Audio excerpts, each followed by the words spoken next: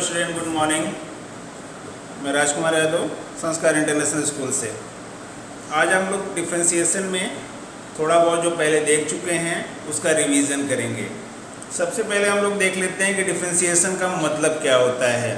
अब तक हम लोगों ने बहुत सारे फंक्शन पढ़े हैं, जैसे y इक्वल टू हम लोगों ने पढ़ा है x स्क्वायर। अब हमें समझना है कि डिफ्रेंशिएशन का मतलब क्या होता है। अगर हम x की वैल्यू 1 लेते हैं तो y की वैल्यू भी 1 होगी। ऐसे ही अगर हम लोग आगे देखें, x की वैल्यू अगर 2 लेते हैं तो y की वैल्यू अपने आप 4 हो गई। तो साफ साफ आप लोगों को दिख रहा होगा कि x की वैल्यू में हमने केवल एक नंबर की चेंजिंग की, तो y की वैल्यू में 3 नंबर्स की चेंजिंग हो गई। तो डिफरेंशिएशन का यही मतलब होता है कि एक वेरिएबल के रिस्पेक्ट में दूसरे वेरिएबल में कितनी चेंजिंग हुई, इसी को डिफरेंशिएशन कहते हैं, जिसको हम लोग डिफरेंशिएशन की लैंग्वेज में dy बाई dx लिखते हैं। dy बाई dx यानी इसका यह मतलब हुआ कि x के रिस्पेक्ट में y में कितनी चेंजिंग हुई, इसको हम लोग dy बाई dx लिखेंगे। अगर आपको कहीं लिखा हुआ मिल गया dx अपॉन dy, तो इसका मतलब हुआ कि y के रिस्पेक्ट में x में कितनी चेंजिंग हो रही है, यह रिप्रेजेंट कर रहा है। यह हो गया आपका रिप्रेजेंटेशन ऑफ डिफरेंशिएशन। अब क्लास 11th में हम लोगों ने बहुत सारे इंपॉर्टेंट फार्मूले पढ़े थे डिफरेंशिएशन के, जिसको हम एक बार फिर से रिवाइज करते हुए चलते हैं। जो सबसे पहला फार्मूला था कि किसी भी कांस्टेंट टर्म का डिफरेंशिएशन 0 होता है। यहाँ पे c जो है कोई भी कांस्टेंट टर्म है, इसका डिफरेंशिएशन हमेशा 0 होगा।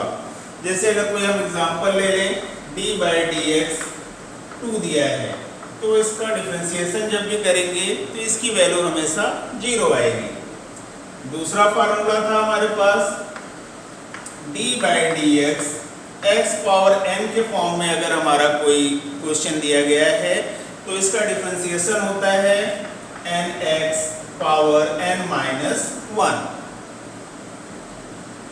तीसरा फार्मूला भी देख लेते हैं हम लोग, d by dx a power x equal to होता है आपका a power x log a।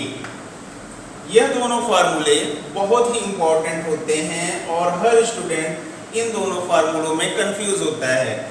जो फार्मूला नंबर 2 है उसको अगर हम लोग ध्यान से देखें, x पावर n है। x पावर n का मतलब हुआ कि किसी भी वेरिएबल की पावर कांस्टेंट है।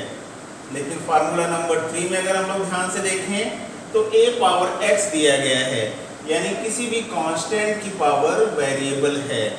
तो इसे आपको बहुत ध्यान में रखना है। ऐसे ही फार्मूला नंबर 4 था d by dx log x equal to 1 by x होता है। और भी बहुत सारे फार्मूले हम लोगों ने क्लास 11th में पढ़े थे, जिनका यूज हमें क्लास 12th में डायरेक्टली करना है। क्लास 11th में हम लोगों ने इन सब फार्मूलों का प्रूफ यानी वेरिफिकेशन जो है by the first principle method किया था। अब इन फार्मूलों का यूज जो है हमें डायरेक्टली क्वेश्चन को सॉल्व करते समय कर लेना है। और फार्मूले हम लिख रहे हैं, d by dx sine x का इक्वल टू कॉस x होता है। ऐसे ही d by dx cos x equal to minus sine x। 7th है d by dx tan x equal to sec square x। d by dx cot x equal to होता है आपका minus cosec square x। Formula number 9 d by dx sec x equal to होता है tan x sec x। Formula number 10 d by dx cosec x equal to होता है minus cosec x cot x। अब ये simple से फार्मूले हैं, इन फार्मूलों को आपको हमेशा याद रखना होगा क्योंकि जितने भी क्वेश्चन हम लोग डिफरेंशिएशन में करेंगे इन्हीं फार्मूलों के मेथड से करेंगे। यानी ये फार्मूले आपके लिए बहुत ही इम्पोर्टेंट हैं, जो आपको हमेशा याद रखने हैं, यानी आपको रटे हुए होने चाहिए। इसके अलावा भी कुछ फार्मूले हैं जिनका यूज क्लास 12 के क्वेश्चनों में करना है, जो इनवर्स टेक्नोमेट्री से रिलेटेड हैं, जिसको भी लिख दे रहा हूं मैं। इसमें से पहला है d/dx sine inverse x equal to 1/√1 minus x square.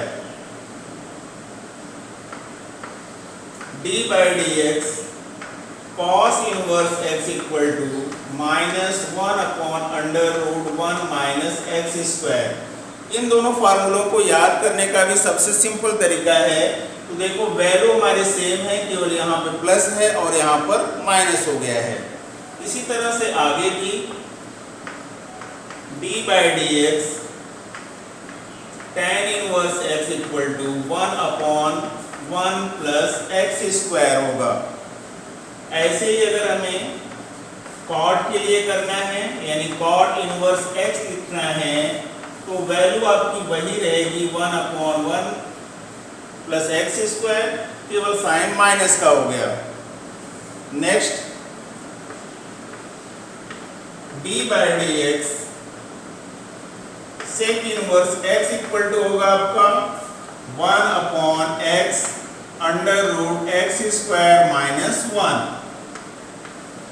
और d/dx cosec inverse x equal to है आपका -1/x √x² माइनस 1। ये तो कुछ इंपॉर्टेंट फार्मूले थे जो आपको हमेशा हमेशा याद रखना है।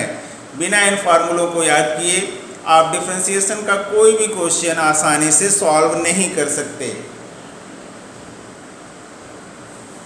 यानी आपको ये फार्मूले कहीं एक जगह लिख लेने हैं और अच्छे से याद कर लेना है।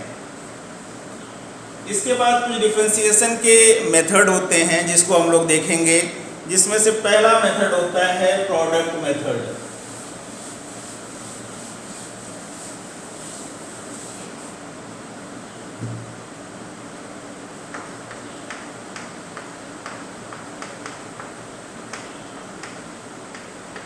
प्रोडक्ट मेथड में अगर हमें दो वेरिएबल दिए गए हैं, यानी दो फंक्शन दिए गए हैं f(x) × gx के फॉर्म में, तो इसका डिफरेंशिएशन करने का रूल होता है, हम लोग पहला नंबर लिखते हैं, यानी पहला function f(x), differentiation of second means d/dx gx, plus second number means gx, differentiation of first means d/dx f(x).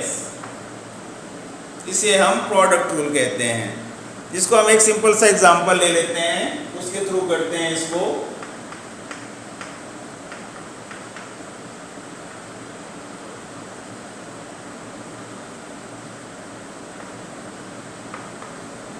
हमें डिफरेंशिएशन करना है d/dx x cos x का।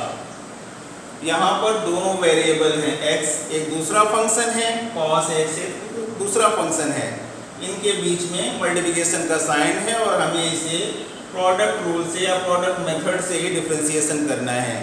इसी मेथड को यानी इसी फार्मूले को अप्लाई करना है। तो पहला number means x, differentiation of second means cos x, plus second number cos x, differentiation of first d/dx x। अब जो हमने फार्मूले याद किए हैं उस मेथड से इसका डिफरेंशिएशन कर देते हैं। x तो अपनी जगह पे रहेगा ही रहेगा। cos x का डिफरेंशिएशन होता है minus sine x plus cos x तो रहेगा। जब किसी भी नंबर का उसी के रेस्पेक्ट में डिफरेंशिएशन किया जाता है तो उसकी वैल्यू 1 हो जाती है, यानी इंटू 1 हो गया, यानी हमारा आंसर हो गया -x sin x plus cos x। ये प्रोडक्ट रूल है जिसका बहुत सारे क्वेश्चन में यूज किया जाएगा, जिसे आपको ध्यान में रखना है। फिर से हम एक बार रिपीट कर दे रहे हैं प्रोडक्ट मेथड में।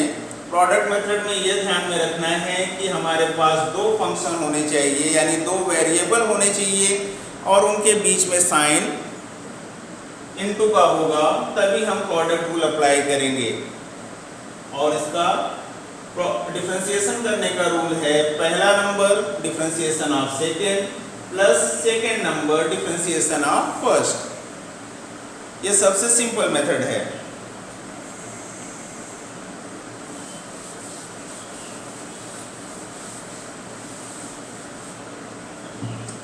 दूसरा मेथड डिवीजन मेथड। अगर हमारे दो फंक्शन डिवीजन के फॉर्म में दिए गए हों,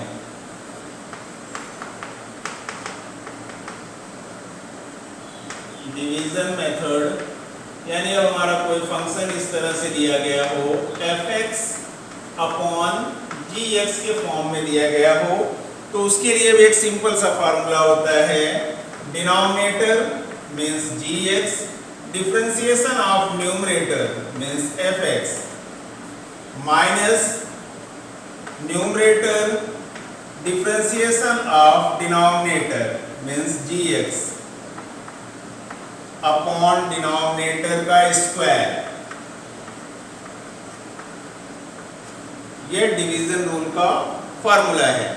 अगर हमारे दो फंक्शन जो हैं डिवीजन के फॉर्म में दिए गए हों, तब fx एक हमारा दूसरा फंक्शन है, gx हमारा एक दूसरा फंक्शन है।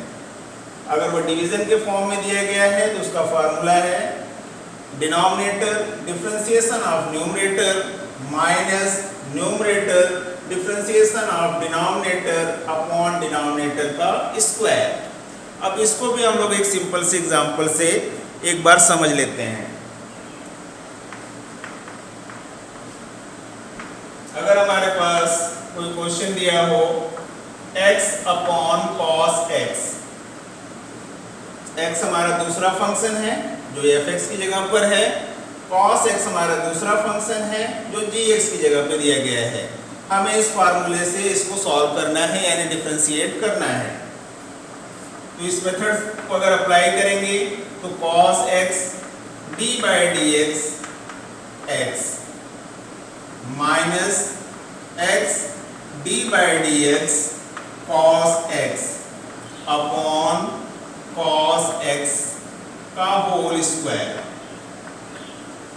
अब जो हम लोगों ने फार्मूले पढ़े हैं उस मेथड से इसको डिफरेंशिएट कर देते हैं। cos x, यहाँ पर x का डिफरेंशिएशन करना है और किसकी रिस्पेक्ट में करना है, x के रिस्पेक्ट में ही करना है, तो उसकी वैल्यू क्या होगी, 1 होगी। 1 हो गया माइनस x। cos x का डिफरेंशिएशन होता है minus sine x upon cos x का स्क्वायर, यानी हम इसको इस फॉर्म में लिख सकते हैं cos स्क्वायर x।